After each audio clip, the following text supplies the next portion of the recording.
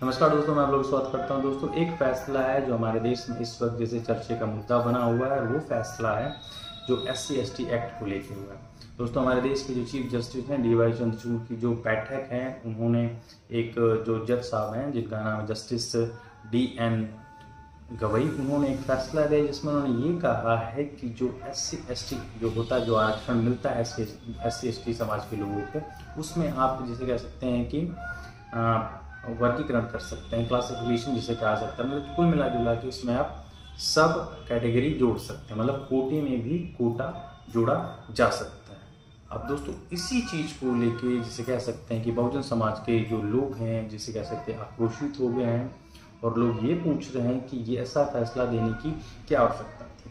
अब दोस्तों, मैं इस बता देता हूँ कि जो इस SC/ST एक्ट के जो कोटे का फैसला है, ये 2004 में भी सुप्रीम कोर्ट की तरफ से इस पे जैसे कह सकते हैं कि संज्ञान लिया गया था, लेकिन उस वक्त ये फैसला नहीं आया। क्योंकि दोस्तों, अब जो फैसला जो 1 अगस्त को फैसला है, उस फैसले में सुप्रीम कोर्ट ने ये कह दिया है कि जो राज्य हैं अपने जिसे कह सकते हैं कि अपने राज्य में जो SC/ST वर्ग के हों, चाहे वो SC वर्ग के हों, उसमें आप कोटे में कोटा दे सकते हैं। वो अपने हिसाब से, जो राज्य की सरकारें हैं, वो अपने हिसाब से उसमें सब कैटेगरी बना सकते हैं, डाल सकते हैं। और दोस्तों, अगर बात करें दोस्तों संविधान की, तो संविधान में ऐसा कुछ नहीं है, सब क्लासिफिकेशन वाला कोई चीज़ है नहीं। संविधान में कहीं नहीं लिखा गया है कि चाहे वो SC हो चाहे ST हो, उसमें कोई सब क्लासिफिकेशन या सब जैसे कह सकते हैं कि कोटे में कोटा देने का प्रावधान कहीं है ही नहीं। उसमें क्लियरली ST हो चाहे फिर SC, उनको रिजर्वेशन का अधिकार है। अब दोस्तों, काफ़ी लोग इस फैसले के आने के बाद सपोर्ट में भी हैं, काफ़ी लोग खुश भी हैं। कुछ लोग कह रहे हैं कि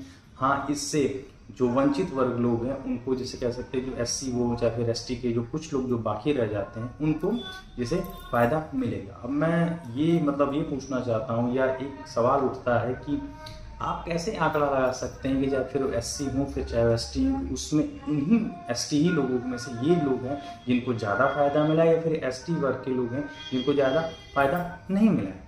क्योंकि उसका कोई तो मापन होगा जिससे आपको ये पता चलेगा, हाँ भाई, SC के जो वर्ग लोग के जो लोग हैं जिनको आरक्षण मिल रहा है, उन्होंने इस SC वर्ग के जो लोग हैं उनको ज़्यादा आरक्षण मिला या उन्होंने ज़्यादा लाभ लिया है। कुछ तो मापन होगा ना। बिना मापन के आप कैसे बता सकते हैं कि इस जाति के इस कैटेगरी के लोगों को या इस जो SC/ST के लोग हैं उनमें ये लोग को ज़्यादा आरक्षण का लाभ मिला है और इनको नहीं मिला है। क्योंकि आरक्षण तो शोषित और वंचित लोगों को दिया गया था। बाबा साहब के संविधान में सीधी से उन्होंने जो बाबा साहब के संविधान था जिन्होंने आरक्षण का प्रावधान दिया था, उसमें इन्होंने कहा था कि शोषित और वंचित लोगों को आरक्षण का लाभ मिलना चाहिए, और यही आरक्षण का मूल जैसे कह सकते हैं ढांचा भी है।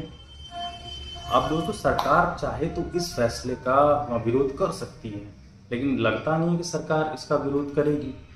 क्योंकि अगर विरोध करना हो तो तब तक विरोध जाहिर हो जाता। और इसी जिसे कह सकते हैं कि सरकार ने इसका विरोध नहीं किया, तो इस विरोध को लेकर जिसे कह सकते हैं बहुजन समाज के लोगों में आक्रोश है। जब फिर बहुजन समाज पार्टी के नेता मायावती उन्होंने ट्वीट किया है कि हम इसका विरोध करते। फिर चाहे बीजेपी के एक नेता हैं जिनका नाम है चिराग पासवान, जो केंद्रीय मंत्री, उन्होंने भी इसका विरोध किया। अखिलेश यादव ने भी इस फैसले का विरोध किया। कुल मिला जुला के आप ये कह सकते हैं कि बहुजन समाज के लोगों का विरोध है। प्लस 21 अगस्त को भारत बंद की घोषणा भी की गई है।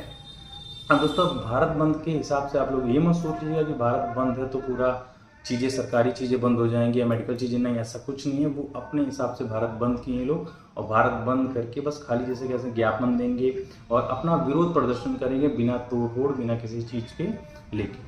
और चंद्रशेखर राव ने भी इस बात का आह्वान किया। कुल मिला के आप ये कह सकते हैं कि बहुजन समाज के लोगों ने, बहुजन समाज के जो नेता लोगों ने, उन्होंने इस चीज़ का आह्वान किया है। अब दोस्तों, जो SC/ST आरक्षण की बात की जा रही है, उसमें सब कैटेगरी की बात की जा रही है, उसमें कोटे में कोटा देने की बात की है, तो कुल मिला जुला के जो आर्टिकल है, आर्टिकल 341, 342, इसका जैसे कह सकते हैं अवहेलना की जाए। क्योंकि 341 में सीधे क्लियरली किया गया है, कहा गया है कि चाहे SC की जो SC जो आरक्षण मिलता है, जो SC में अगर आपको बढ़ाना है, जातियों को बढ़ाना, तो उसमें है अधिकार की प्रेसिडेंट चाहे फिर चाहे पार्लियामेंट चाहे तो उसमें SC में कोटे में बढ़ाई जा सकती हैं, लोगों को SC में शामिल किया जाता है। और सेम गोज टू ST वाले में भी यही चीज़ है।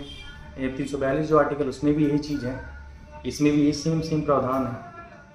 अब जैसे कहते हैं सुप्रीम कोर्ट का एक फैसला है, क्यों आया है और कैसे आया है, इसके बारे में आपको मैं एक और वीडियो में बढ़िया से समझा दूंगा। लेकिन जिसे कह सकते हैं इस फैसले के आने के बाद जिसे कहा जा सकता है कि पूरे देश में आक्रोश है।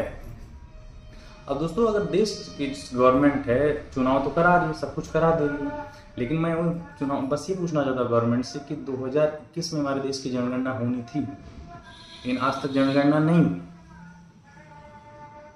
आज तक जनगणना अभी तक नहीं, 24 के चुनाव हुए, 22 में चुनाव हुए, काफी सारे चुनाव, लेकिन जनगणना अभी तक नहीं हुई। अगर गवर्नमेंट इस फैसले के सपोर्ट में, तो गवर्नमेंट को जिसे कह सकते हैं जनगणना भी करानी चाहिए।